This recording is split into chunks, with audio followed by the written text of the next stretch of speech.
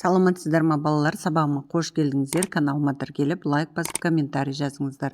7-8 сабақ жер судың аты тарихтың хаты. Сен өз туған жеріңдегі өзен атауларын білесің бе? Олар не себепті сондай атауға ие болған? Жер су атаулары туралы қандай аңыз әңгімелерді, өлең жырларды білесіз? Мен оңтүстік Қазақстан облысында дүниеге келдім. Біздің облыста өзен көлдер өте көп. Негізгі өзендері Сырдария, Шу, Іле, Қаратал, Ақсу, Лепсі. Ең ірі көлдері Арал теңізі, Балқаш көлі, Сасықкөл және тағы басқа көлдер. Олардың осындай атқа ие болған себебі оларға атта ата-бабаларымыз қанша ғасырлар бұрын қойғандықтан деп ойлаймын. Жер су атаулары туралы Шайтанкөл, Кемпіртас, Көкшетау таулары, Майкемер жер атты аңыздар білемін. Бірінші тапсырма мәтінді тыңдай, екінші тапсырма сұрақтарға жауап бер, мәтінге ат қой, не себепті олай атадың, дәлелде. Балқияның әкесі қандай адам деп ойлайсың? Қазіргі Балқаш көлі туралы тағы қандай аңыздар білесіңдер? Үшінші тапсырма суретке қарап ой толға, қарамен берілген сөздерге назар аудар. Бөлмеде кім бар? Бұл заттардың барлығы осы бөлмеде неге тұр? Кейбір заттар неге олай орналасқан? Әлдебіреулер оны шашып кеткен бе? Бөлмеде бүлініп қалған заттар бар ма? Бөлмеде ешқандай адам жоқ. Бөлме бос. Бөлмеде ойыншықтар мен үй жиһаздары орналасқан. Гүл құмырасымен бірге жерде тұр, бірақ ойыншықтардың бәрі шашылып тұр. Оларды біреу шашып, олармен ойнап кеткен секілді. Бөлмеде бүлініп қалған зат жоқ. Тілдік бағдар. Белгісіздік есімдігі. Есім сөздерінің орнына жүріп, олардың белгісіздігін білдіретін есімдіктерді белгісіздік есімдігі деп атайды. Белгісіз есімдігіне біреу, кейбіреу, бірдеме, әркім, әрине, әлдекім, әрбір, бірнеше, тағы басқа да сөздер жатады. Белгісіз есімдіктері көптелет, септелет және сын есімнің орнына қолданылады. Біреулер келе жатыр, яғни көптеліп тұр, септелет, әркіммен бір соқтығысты. Кейбір адамдар құс етін жемейді, әр халықтың өз тарихы бар. Қай? Яғни бұл сын есімнің орнына қолданылып тұр. Жалпылау есімдігі есім сөздерінің орнына жүріп, жалпылау жинақтау мағыналарын беретін есімдіктердің түрі жалпылау есімдігі деп аталады. Оларға бәрі, барлық, барша, бүкіл деген сөздер жатады. Жалпылау есімдігі зат есімнің алдында келіп, қанша деген сұраққа жауап береді. Бәрі, барлық, барша сөздері тәуекелдік жалғауының үшінші жағында септеліп, орнына қарай сөйлемнің барлық мүшелерінің қызметінде қолданыла береді. Мысалы, бәрі, бәрінің, бәрінде, бәрінен, бәрімен деген сияқты.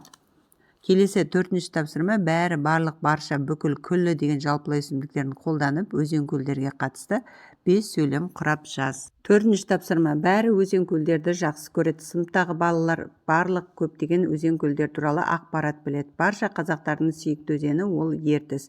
Мемлекетіміздің аумағындағы бүкіл өзен көл 100-ден асады, 1000-нан асады. Қазақстанда күллі әлемге әйгілі Арал мен Каспий теңіздері бар.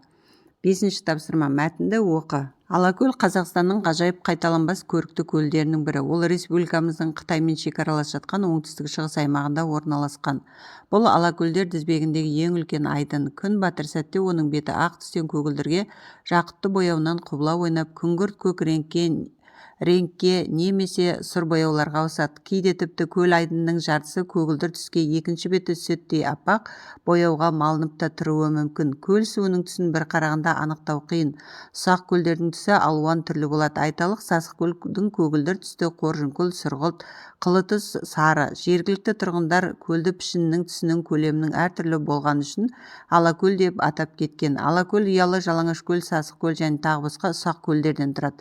Алакөл емдік қасиеті өте мол ағынсыз су қоймасы. Мұндағы арқаның Қуаң даласындағы құрғақ ауа теңіз бетіндегі дымқыл ауамен араласып, жағасындағы адамға жағымды әсер береді. Көл суы да минералды ресурстарға, йодқа, тұзға, химиялық элементтерге бай болғандықтан судың денсаулыққа пайдасы медицинада дәлелденген.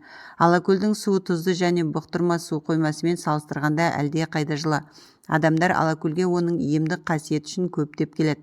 Халық сөзіне сүйенетін болсақ, оның қасиетті суы әртүрлі тері аурулары, жүйке мен демікпе дерттеріне шипа көрінеді. Бұл өлкеде емдік қасиеті мол саябалшық пен таза ауа үйлесім тапқан. Алтыншы тапсырма сұрақтарға жауап бер. Алакөлді не себепті ғажайып көл деп атаймыз? Көлдің емдік қасиеті неден байқалады? Бүгінде Алакөл қандай орталыққа айналды? Себебі Алакөл Қазақстанның ғажайып қайталанбас көрікті көлдерінің бірі. Алакөлдің емдік қасиеті оның қасиетті суының әртүрлі тері аурулар, жүйке демікпе дерттеріне шипа екендігінен байқалады. Бүгінде Алакөл емдік қасиеті бар мол ағынсыз су қоймасына айналды. Жетінші тапсырма мәтінге сүйеніп төмендегі сөздер мен сөз тіркестерін сызбаған сәйкес бөліп жаз. Негізгі ақпарат беретін сөздер: көрікті көл, ақ күңгірт, сұр, өсек, алакөл, ұсақ көл, емдік қасиет, құрғақ ауа, дымқыл ауа, химиялық элементтер, суы тұзды, суы жылы, үлкен айдын. Яғни негізгі ақпарат беретін сөздер, детальді ақпарат беретін сөздер, қосымша ақпаратын беретін сөздер деп бөліп жазамыз. Негізгі ақпарат беретін сөздер: алакөл, емдік қасиеті, үлкен айдын. Детальді ақпарат беретін сөздер: ақ, күңгірт, сұр, көк. Қосымша ақпарат беретін сөздер: ұсақ көл, құрғақ ауа, дымқыл ауа, химиялық элементтер, суы тұзды, суы жылы. 8-ші тапсырма. Оқылым мәтіні бойынша алакөлге анықтама жаз. Алакөл орналасқан жері, құрамындағы көлдер жүйесі, алакөл аталу себебі, көл суының түсі, суының құрамы, емдік қасиеті және деректер. 8-ші тапсырма. Бірінші, орналасқан жері ол республикамыздың Қытаймен шекаралас жатқан оңтүстік шығыс аймағында орналасқан, яғни Алакөл көлі. Екінші, құрамындағы көлдер жүйесі: Ұялы, Жалаңаш көл, Сасық көл, Қоржын көл. Үшінші, Алакөл аталу себебі, көлдің пішіні, түсі, көлемі әртүрлі. Көл суының түсі батар сәтте оның беті ақ түстен көгілдірге, жақұтты бояуынан құбыл ойнап, күңгірт көк реңкке немесе сұр бояуларға ауысады. Кейде тіпті көл айданының жартысы көгілдір түссе, екінші бет түседі де аппақ бояуға енеді. Суының құрамы: минералды ресурстар, йод, тұз, химиялық элементтер, емдік қасиеті. Оның қасиеті: суы әртүрлі тері аурулары, жүйке, жүйе мен демікпе дерттеріне шипа көрінеді. 9-шы тапсырма. Алакөл демалыс орны тақырыбында туристерді шақырту мақсатында жәрмеңке жаса. Оны сөзіңде белгісіз жалпылау есімдіктерін қолдан. Төмендегі талаптарды орында. Алакөл туралы жалпы мәлімет бер, көлдің артықшылықтарын айт, неліктен Алакөлде демалу керек, өз ойыңды айт. Өз сөзіңде мақал-мәтелдер, қанат сөздер, қызықты деректерді қолдан. Алакөл Қазақстандағы Абай облысы, Жетісу облысының аумағында орналасқан тұйық көл. Қазақстандағы ең ғажайып көлдердің бірі. Алакөл жағалауы негізінен төрттік дәуірдің түрлі тау жыныстарынан сазбашылық, құмды топырақ, қиыршық тас, ұсақ құм тұрады. Алакөлде курортты демалыс орындарының орналасу себебі суының минералдарға бай болуында. Оның құрамында Менделеев кестесінің элементтерінің көбі кездеседі. Құрамы жағынан қара және өлі теңіздерге ұқсайды. Сондықтан бұл аймақта демалушылар емдік туризммен шұғылданады.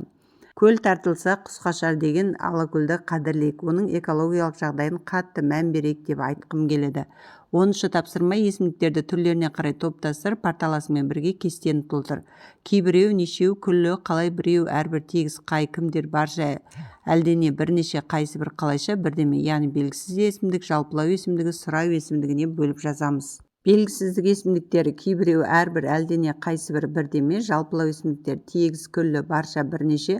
Сұрау есімдіктері: нешеу, қалай, қай, қалайша. 11-ші тапсырма. Сын есімнің орнына қолданылып тұрған белгісіз есімдіктерін сұрақ қоя отырып анықта. Сөйлемдерді көшіріп жаз. Қазақстан деймін інімнен әрбір қарпіне көңіл құлағын тосып. Ол қайсы бір сәттерде көңілі құлазып, жүрегі сыздап, ауылдан сап отыратын еді. Кейде құрбы бүгін тату, ертең бату. Жанынан әлдебір сұлба көлбеңдеп өткендей болды. Әрбір адамның өз пешенесіне жазылған тағдыры бар. Кейбір өзінің өмір жолында бұйырған адамына жолығады. Оның осы әрекетіне кейбір адамдар налды. Бұнда әрбір, қайсы бір, кейбір, әлдебір, әрбір, кейбір деген сөздер, яғни бұлар қандай деген сұраққа жауап беріп тұр. Сын есімнің орнына бұлар белгісіздік есімдік. 12-ші тапсырма. 4 сөйлем тәсілін пайдалана тұрып сабақ бойынша түсінгеніңді жаз. Пікір: оқыған мәтін бойынша өз пікіріңді бір сөйлеммен жаз. Дәлел: өз пікіріңді бір сөйлеммен дәлелде.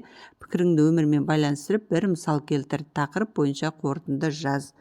Пікір: менің ойымша Алакөл Қазақстандағы ең ғажайып және әдемі көл. Дәлел: себебі оның ерекше емдік қасиеті бар және оның пішіні, түрі, көлемі әртүрлі. Мысал: көп Алакөлдің қасиеті: су әртүрлі тері аурулар, жүйке, жүйе, демікпе дерттеріне шипа.